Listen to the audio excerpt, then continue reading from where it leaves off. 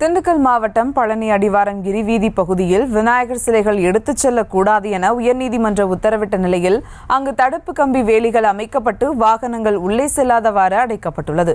கூடுதல் விவரங்களுடைய நிகரா செய்தியாளர் பாலாஜி. வணக்கம் பாலாஜி, விவரங்கள்.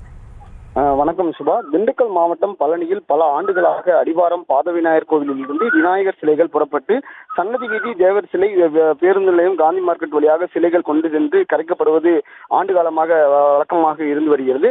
இந்நிலையில் கடந்த சில மாதங்களுக்கு முன்பு பழனி அடிவாரம் பகுதியில் ஆக்கிரமிப்பு கடைகளால் பக்தர்கள் பாதிக்கப்படுவதாக கூறி திருத்தொண்டர் சபை நிறுவனர் ராதாகிருஷ்ணன் தொடர்ந்த வழக்கில் ஓய்வு பெற்ற நீதிபதி பாரதிதாசன் தலைமையிலான குழு அமைக்கப்பட்டு கிரிவல பாதையில் எந்தவிதமான வாகனங்களும் அனுமதிக்க முடியாது, கிரிவல பாதைகள் அனைத்தும் தடுப்புகள் வைத்து நிரந்தரமாக அடைக்கப்பட்டது.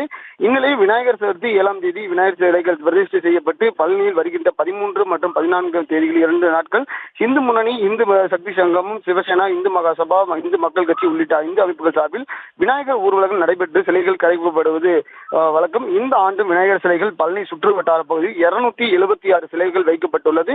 இவைகள் பாத விநாயகர் கோவில் கிரிவல பாதை வழியாக சிலைகளை பாத விநாயகர் கோவில் வழியாக கொண்டு செல்வதற்கு அனுமதிக்க வேண்டும் என இந்து அமைப்புகள் சார்பில் கோரிக்கை விடுத்திருந்தனர்.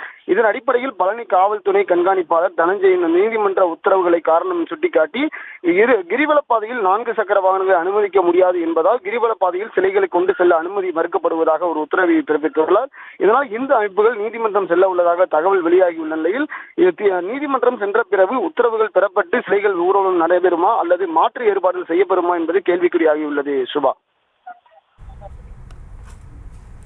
விவரங்களுக்கு நன்றி பாலாஜி. செய்திகளை உடனுக்குடனும் துல்லியமாகவும் தெரிந்து கொள்ள சப்ஸ்கிரைப் பண்ணுங்க.